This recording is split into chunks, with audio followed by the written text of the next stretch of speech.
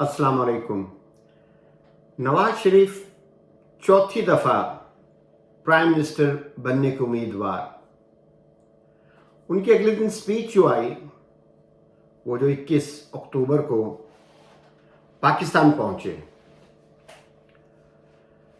हैरत की बात यह है कि अदलिया किस तरीके से इन माफिया की लौंडी बन चुकी है कि एयरपोर्ट पे नादरा वाले पहुंचे और वहां पे उनका बायोमेट्रिक हुआ अदालत की तरफ से,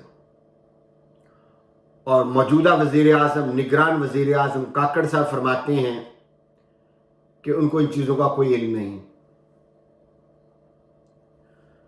खैर, नवाज शरीफ ने आगाज किया अपनी स्पीच का कि इन्होंने कभी अवाम को धोखा नहीं दिया और ना ही कभी छोड़ा इसको।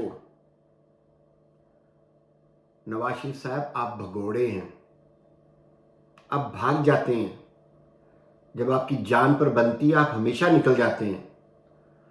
सऊदी अरब गए आप, मुशर्रफ के साथ 10 साल का एग्रीमेंट करके भाग गए, अवाम रोती बिलकती छोड़ गए, और अब आकर आप झूठ बोल रहे हैं। फिर आपके प्लेटलेट्स ऊपर नीचे ऊपर नीचे नीचे ऊपर ऊपर नीचे रहे, निकल गए आप पतली गली से, और आप कह रहे हैं कि आपने अवाम को कभी छोड़ा नहीं। वो जो जम्मे गफील था, इतना बड़ा क्राउड जिसको बिरयानी के लालच में, पैसे के लालच में खींचकर आप लेकर आए, वो सब सुन रहा था। मरियम नवाज मिन्नत करती रह गई इमरान खान की कॉपी करते हुए कि सब लोग अपने मोबाइल ऑन करें, उनकी लाइट्स ऑन करें, कुछ नहीं होता बैटरी को। फिर बोली कुछ नहीं होता बैटरी को। और भाई, गरीब अवाम तुमने खींच कर तुम लोग लेकर आए हो 5-5 हज़ार रुपए पे, 1-1 हज़ार रुपए पे, बिरयानी पे, कीमे के नान पे। उन गरीबों के पास मोबाइल कहां से आया? और फिर फरमाती है मैं एक मोबाइल भेज दूंगी। खुदा के लिए, ये अवाम ऑलरेडी बुद्धू है, इसको और बुद्धू ना बनाएं। ये अवाम को तो आपने देखा है, पीरों मुरीदों के पीछे लगे हुए हैं। पता है ना, ये वीजे वाली सरकार है, ये बच्चा देने वाली सरकार है, और ये फूंक मार कर सब कुछ दुख दर्द दूर करने वाली सरकार है। हमारी कौम तो इस तरह पीछे लगी हुई हर एक के। तो आपके पीछे लगना कोई उनके लिए बड़ी कोई बात नहीं थी। 5,000 1,000 का जो आपने उनको अलाउंस दिया, कईयों को दिया, कईयों को नहीं दिया। आपने 2013 में लोड शेडिंग खत्म कर दी थी। भाई, इमरान खान का तो सियासत में वजूद ही नहीं था।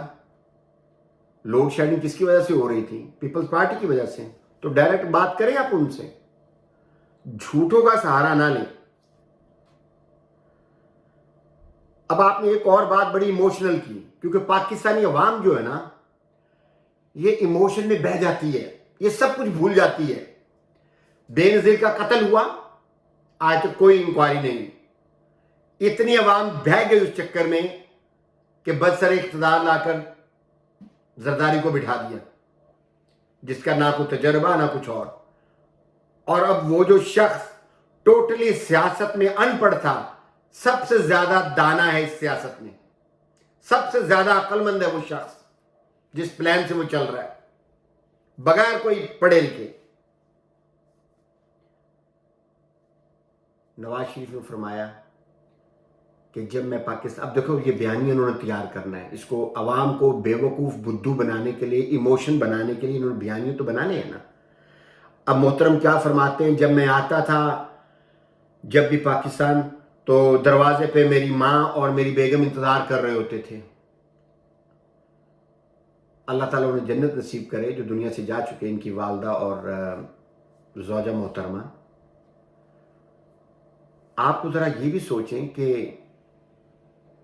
अरशद शरीफ की वालदा, उसकी बीवी, मरहूम की बच्चे, 1 साल हुआ है अभी तक वो इंतज़ार कर रहे हैं। अरशद शरीफ कुदरती मौत से नहीं मरा, उसको मारा गया। वो पाकिस्तान بیٹا پاکستانی بیٹا تھا، پاکستانی شہری تھا، اس کی کوئی انکوائری، کوئی کچھ ہوا، سب ڈرامہ ہے۔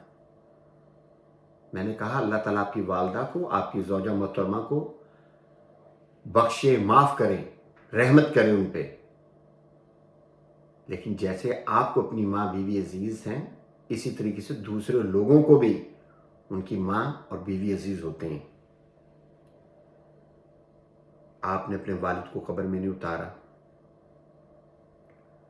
آپ نے اپنی والدہ اور بیگم کو قبر میں نہیں اتارا، یہ آپ کے گھریلو معاملات ہیں۔ آپ عوام کے آگے اب سمپتھیٹیکل ووٹ لینے کی کوشش کر رہے ہیں۔ آپ بتاتے ہیں سیل اتنا سا تھا، اس میں ایک چھوٹی سی کرسی تھی،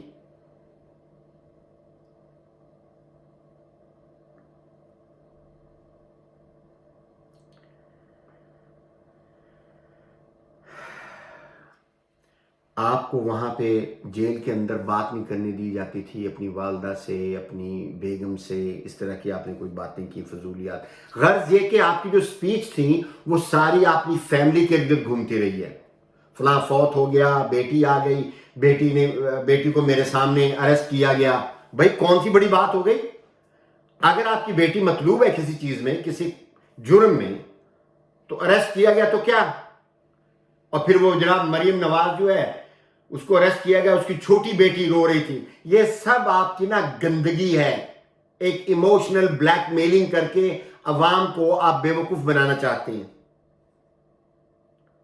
اور مریم بے ہوش ہو گئی جیسے اس کو خبر چلی کہ اس کی والدہ کی ڈیتھ ہوگی، اور وہ کیا فرماتا، خیر جھوٹ تو بہت ہے اس فیملی میں بھائی، اس میں کوئی شک نہیں، آپ جتنا اس کو کھولیں گے ان لوگوں کو، یہ جھوٹ پہ سب کچھ ہے۔ اور جب جھوٹ پکڑا جاتا ہے تو اس کو کیا کہتے ہیں؟ یہ جو سیاسی بیانیہ تھا، سیاسی، یعنی کہ سیاست میں جو بکواس کرو، جو جھوٹ بولو، وہ سب جائز ہے۔ 1990 میں آپ کو دھماکہ کرنے کے لیے $5 ارب دینے کی آفر آئی گئی، اور جھوٹے اور لعنت اللہ علیہ کاذبین۔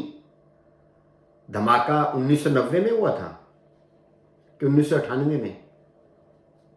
ستیا گئے ہو بھائی، دماغ کام نہیں کر رہا آپ کا، آپ کو تاریخ وغیرہ نہیں یاد، جھوٹے ہو آپ لوگ۔ اور وہ جو جم غفیل پاکستان کی وہ کریم جو بیٹھی تھی آپ کے سامنے سٹیج پہ بھی اور باہر بھی، جن کو جنت کے ٹکٹ ملے تھے، آپ نے کیا فرمایا؟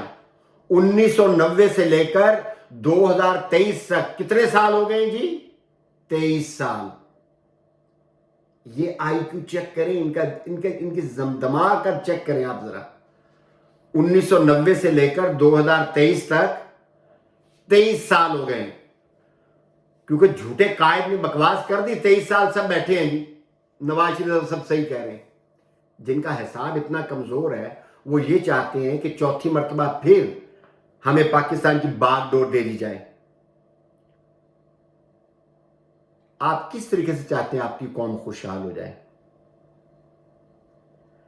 آپ کو میں مثال دیتا ہوں، آپ نے موٹر وے کا ذکر کیا، پلوں کا ذکر کیا، بجلی کا ذکر کیا، اپنے مذہب سے تھوڑی سی رہنمائی حاصل کریں۔ حضور اکرم صلی اللہ علیہ وآلہ وسلم نے کوئی سڑکیں نہیں بنائیں، حضور اکرم صلی اللہ علیہ وآلہ وسلم نے کوئی بریجز نہیں بنائے، کوئی لوڈ شیڈنگ، کوئی ایسی چیز تو خیر بجلی کا کنسپٹ ہی نہیں تھا۔ حضور اکرم صلی اللہ علیہ وآلہ وسلم نے پہلے قوم بنائی، اور جب یہ قوم بن جائے گی، یہ سڑکیں پل وغیرہ آٹومیٹکلی بن جاتے ہیں۔ آپ قوم کو بے وقوف بناتے ہیں، قوم کو کنٹرول کرنے کی کوشش کرتے ہیں کہ یہ بدھو اور جاہل ہی رہے، تاکہ آپ کی جو ہے نا سیاست چمکتی رہے۔ آپ نے کیا بیانیہ دیا تھا یو کے میں کہ یہ بچ نہیں سکیں گے، باجوہ اور جنرل فیض، مٹی پاؤ کام نہیں ہوگا۔ اس کے بعد اللہ پہ چھوڑ دیا، ڈنڈا ٹھکا ہے آپ کو، ڈنڈا وڑا ہے نا آپ کو۔ सियासत के लिए आप किस हद तक जा सकते हो, कितनी गलाजत तक जा सकते हो, और आगे से आप अपनी औलाद को तैयार कर रहे हो कि वो सियासत में आए, और दूसरे सियासतदान मर गए आपकी पार्टी में, जो कि कोई वजीर आजम वजीर आला की कुर्सी में नहीं बैठ सकता। मरियम सफदर आपकी ऐसे स्टेज पे थी और ऐसे रो रही थी, अभी मरी, और गर्दन में उसके सरिया फिरौनियत का तना हुआ था। ये कौम को आप बेवकूफ बना रहे हो, ये कौम को आप जाहिल बना रहे हो, और फिर ऐसी कौम के ऐसे ही लीडर होते हैं। और कौन से इलेक्शंस की बात करते हो आप इस्टेब्लिशमेंट की, मिलिट्री की पैदावार हो। MQM इस्टेब्लिशमेंट मिलिट्री की पैदावार है, इमरान खान इस्टेब्लिशमेंट मिलिट्री की पैदावार है, लेकिन फर्क आप में और इमरान खान में एक है। इमरान खान ने उसके बाद सच और हक का साथ और वो राह चुना, वो रास्ता चुना उन्होंने, कौम बनने का कहा, सीरतुन नबी पे चलने का कहा, जो कि इस्टेब्लिशमेंट को पसंद नहीं आया। उन्होंने कहा भाई कल तो ये अपनी मर्जी करेगा हर तरीके से। और एक बात मैं और बता दूंगा आप लोगों को, जो लोग इस्टेब्लिशमेंट के सख्त खिलाफ हो रहे हैं, इस्टेब्लिशमेंट को बुरा भला कह रहे हैं, आप जरा सोचें, अगर इस्टेब्लिशमेंट को मफलूज कर दिया जाता तो ये सियासतदान, ये नवाज भगोड़ा, जरदारी, ये आपका न्यूक्लियर एसेट्स बेच चुके होते। इनको सिर्फ डर था और खौफ था तो इस्टेब्लिशमेंट का। इस्टेब्लिशमेंट लाख बुरी क्यों ना हो, ISI लाख बुरी क्यों ना हो, लेकिन उनका एक किरदार रहा है। ये न्यूक्लियर क्या, ये तो पाकिस्तान को बेच सकते थे उस वक्त। जनरल मुशर्रफ का याद है ना आपको, ये नवाज शरीफ की हुकूमत थी ना, क्या कहा उस वक्त उसने कि जिसका तैयारा ले जाओ कहीं और, इंडिया ले जाओ वापस। क्योंकि सब जो इदारे हैं, इन लोगों ने उसके अंदर इतनी करप्शन, इतनी हरामजदगी, इतनी रिश्वत, इतनी जलालत झोंक दी है कि वो तमाम इदारे मफलूज हो चुके हैं, मास वाइज एस्टेब्लिशमेंट के। उस वक्त की बात कर रहा हूं। अब आम पाकिस्तानियों को इतराज है मौजूदा एस्टेब्लिशमेंट से,